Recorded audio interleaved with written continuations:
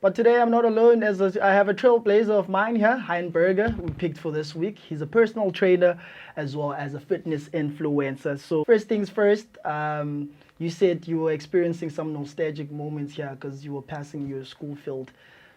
Just coming here. And secondly, you were practically head boy around your era, right? Right. So, okay, cool. That's fire.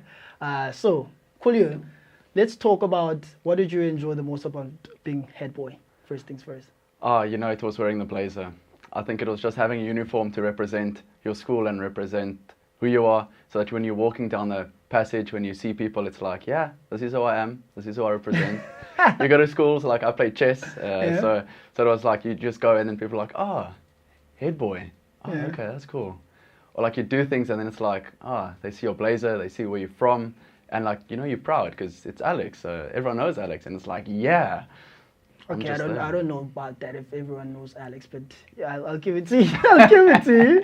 And yeah, you did admit earlier on that you were like, you really envied Lawson Brown for playing chess on that level. So, kudos to you.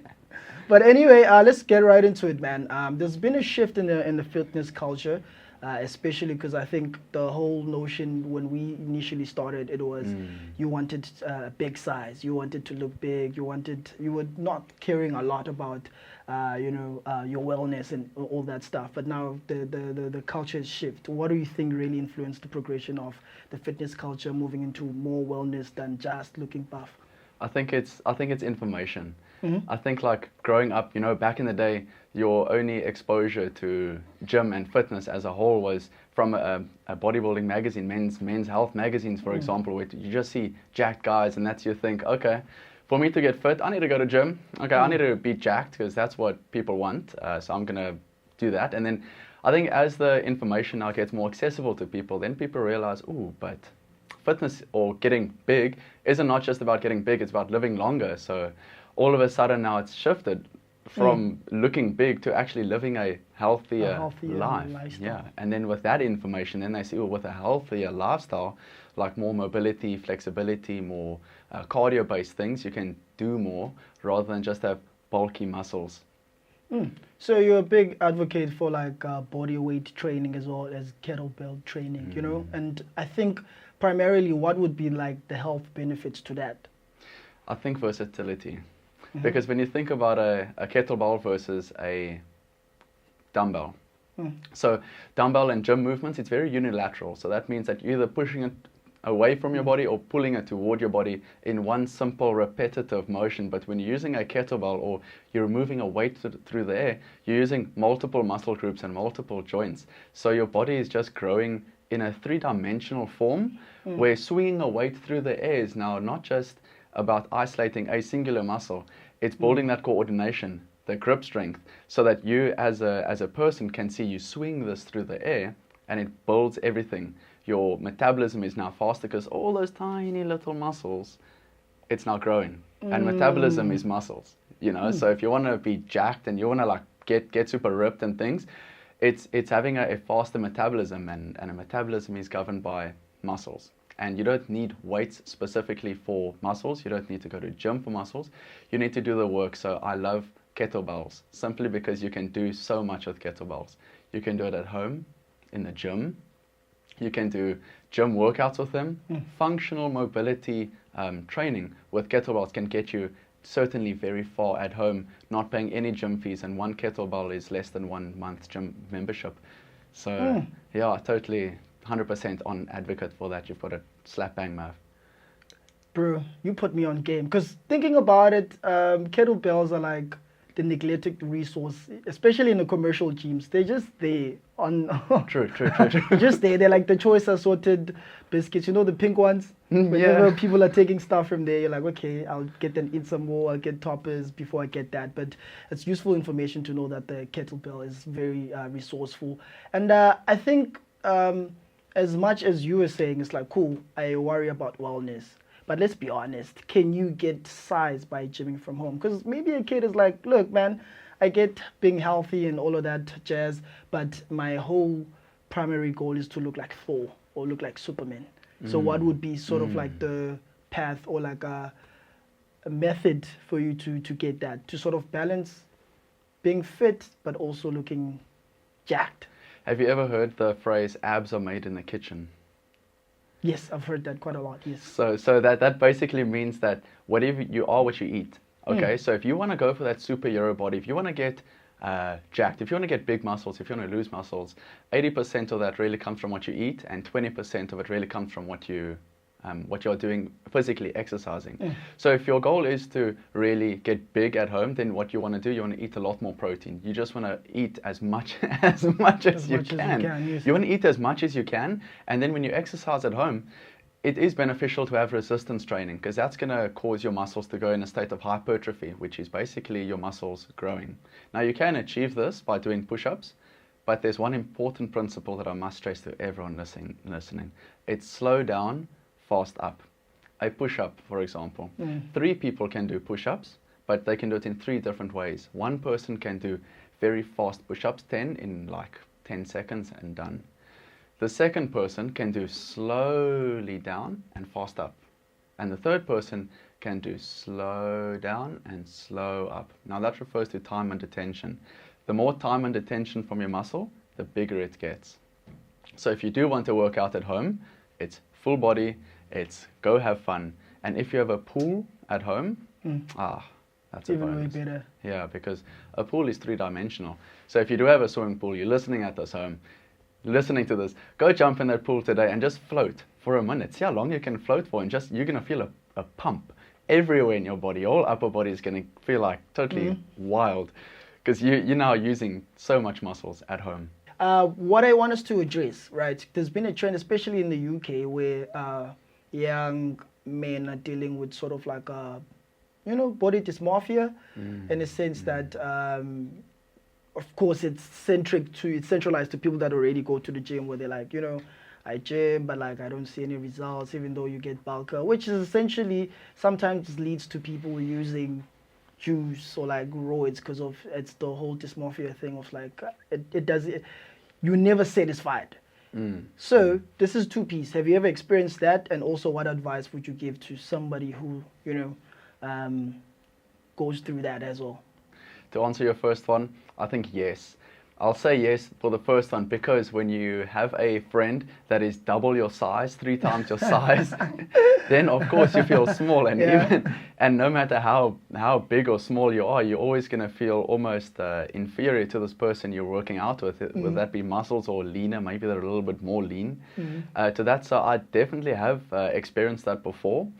I don't think that it is something that is easily overcome as well, because it's such a mind game, actually, at the end of the day, to deal with the body dysmorphia, because they say comparison is the thief of all joy.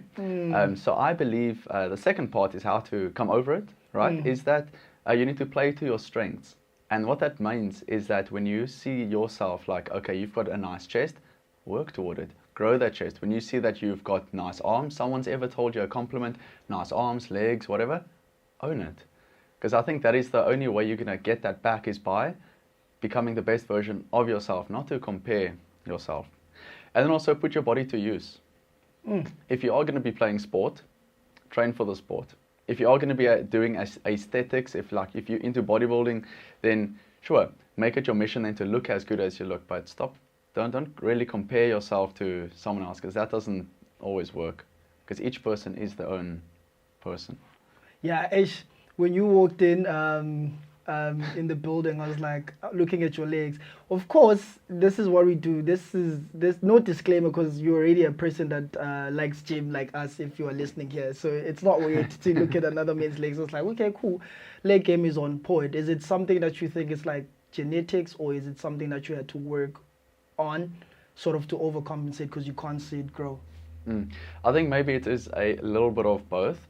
But what makes my legs, I think, but special, is that I don't like gymming legs. And I know a lot of guys, or there's actually a stigma. Actually, there is a stigma that they say, oh, it looks like a carrot, or oh, they're skipping leg day.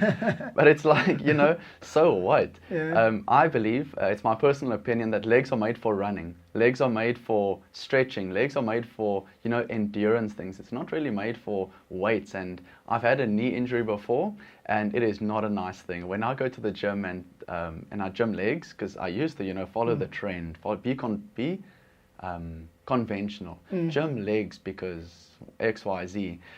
No, cardio for legs is the best thing you can do. Cardio for legs, high intensity interval training, 15 seconds on, 20 seconds on, 10 seconds rest with body weight workout for legs. That is, I think, the number one thing, because if you've got shredded legs, then that's fine. And range of motion is key as well. Amazing stuff, amazing stuff. I'm thinking, as far as you already got into the wave of functional fitness and home workouts quite earlier on, but I think a lot of people during COVID, we started leaning towards that. Because I remember this guy, is it Chris Herrier, the Asian guy? He had home workouts, because of course everybody was home during COVID, and we were all scared, thinking it's the end of the world. And after some time, we started to think, I'm like, okay, cool, how do I get back into life? And of course, my best friend at the time was also my flatmate, bumped across Chris Herrier. It's like, he started gymming every day, watching YouTube stuff. I was like, all right, let me join him. What are sort of like the methods you would sort of advise someone to start gymming at home? Like simple workouts that could be like a thing that gets them to progress. I would say, just on YouTube, just find a video that is a high intensity interval training. I think that is the thing that can be your number one starter kit. And the why I say that is because, when that whistle goes for 20 seconds, you're going to work. For 20 seconds. For 10 seconds, you're going to rest. So it puts you in that mindset of, okay, automatically flow. Even if it's 10 minutes, just go. It's like the 2-minute rule. The 2-minute rule is to say, okay, I'm going to try it for 2 minutes. At the end of the 2 minutes, you can stop if you want to. Same thing with exercise. If you go on YouTube, if you go 10-minute kettlebell HIIT workout, you'll find my videos. And all you need is a kettlebell and your body weight, and it is all at home. But I think what COVID did do, it made us realize that we can get fit at home, and that what we eat, we become. So I think that because of COVID, it's made a whole separate niche of body weight workouts, because your body is a weight. Like I'm, how much do I weigh now? I weigh like 91 kilograms. So if I do a squat, that's technically something like in the 90s. A pull-up is a lat pull down with 90 kilograms. So it's just how you view things. But any work in a workout is better than no work. Well, what's the most amount of reps that you can do with a pull-up? For a pull-up? Yeah. No, I must say not me. I can't brag on that point. But it's probably about 12. Look at you being modest. Probably about 12. I thought you were going to say 4. Because you weigh, because I'm like, you weigh like 90 plus. So that's a weight. That's a weight. Okay, cool. So incredible insights there. Before we even go, just like, we need 2 different advices. One on and I need you to be very specific on this one when it comes to like food. Because of course, with gym, it's different because people have different body shapes. They're looking for different goals. So you can't have like a very stringent way of advising somebody because they have their own specific goals. But you know what? Just to make it better, let's have advice for me. Let's say, for instance, I want to gain a bit of weight. Maybe like maybe 5 or 10 kilos more. Maybe in a span of 6 months. So what advice would you give to me from a dietitian plan as well as like a fitness? That's a great question. Yeah. Yes, I think that this answer is going to benefit everyone listening to this as well. Whatever you do, it always starts with a detox. It starts with an assessment of what are you currently eating. You're going to do a detox. So that means a detox is detox, getting rid of toxins. So that means that you're not breaking bad habits. If you're having energy drinks every day, for example, that's putting sugars into your body, that's putting caffeine into your body, that's putting stuff that you don't want in your body. If you're having takeouts twice a week, 3 times a week, or whatever, you're going to want to limit that, and you want to then target toward eating, because you are what you eat. And then you start looking at what goal am I going to achieve? So for example, in this scenario, we now go looking at gaining muscles. And muscles, the foundation of all muscle growth is protein. So you're now going to want to shift your diet from a balanced diet where it's proteins, fats, and carbs to mostly protein, because you're now going to be eating a lot of protein and you're going to be building all of that muscle. So in the next 6 months, or what you want to do, you want to have like 4 eggs for breakfast. You want a light snack, maybe like you want maybe like a fruit, like an apple or a banana. At 12 o'clock, then you've got like your tuna on a little sandwich. Then you have another snack, maybe some biltong in 3 o'clock, and then a small evening meal. That's something that is really important in our societies, that a small evening meal really works, that you wake up and you've got that fire inside you, and then you eat your biggest meal in the morning, and then you eat smaller and smaller throughout the day. That's actually tight. That's tight. So yeah, man, thank you very much for coming through here and then giving us very nice advice. I hope people will take this advice and internalize it, and in the next couple of months have some progress in terms of their gym and wellness journeys. Yeah, this is Hein Burger, a trailblazer for this week, giving us impeccable information here on the Fast Track. This is me, Athi, aka the Maverick, and we're calling it a wrap. But worry not, you can still get this interview on YouTube. It is The Wireless Essay. That's where we're going to be dropping the YouTube. But of course, you can reach out to us if you have any more questions, because Hein, you're not leaving just now. Maybe if someone pops in, so we're going to have an information on the side, right? A little, of course. I value questions. Questions is someone's curious, and usually when one person has a question, 10, 20 people are having the same question. So give out those questions. If you do not ask a question now, you can also check out my socials on TikTok, just Hein Burger, just DM me, put it there. So yeah, let's check those socials. Almost forgot that. Your TikTok is? TikTok, Hein Burger. Straight up. Hein like Heineken, H-E-I-N, and then burger. And burger like burger. Like a burger, like a KFC burger. There you'll find like water aerobics thing. You'll find some kettlebell things, some personal things like sandboarding. Just general cool stuff. And then on my YouTube, if you want really cool kettlebell workouts, that's Kettlebell with Mom. Because my mom went through like a health issue at the start of the year. And then I made it my promise to her and to all my viewers that I'm going to get my mom healthier, in a nice shape. And she's a lady that doesn't gym at all. And obviously advocate for kettlebells, got on kettlebells, put her on a detox. Put mom on kettlebells, yeah. Kettlebells and detox, because a detox is the start of all transformations. Kettlebells, detox, and it's now November, so since January she's lost 10 kilograms. She's hit all her personal bests in her park run, and she's got such a lifestyle change. So yeah, follow that on YouTube, Kettlebell with Mom. And then if you yourself have any questions, or if you want to like relate, if you want to lose weight, or if your mom wants to lose weight, because I love older people, I want to help your mom. Everyone listening at home, get in contact with me, because I can definitely help. So you said you're on YouTube, you gave us your TikTok, Instagram, Facebook, or you're not there? Instagram, Facebook, no. No, that's if you want to follow me personally, that is also Hein Burger on Instagram. Hein Burger on mostly Instagram. TikTok, YouTube, straight up. That's where you drop all the stuff. Thank you very much, Hein Burger, the functional fitness trainer here on The Wireless. This is the Fast Track, and let's play some good music here, and thank you very much for joining us, brother. There you go. Likewise. Thank you.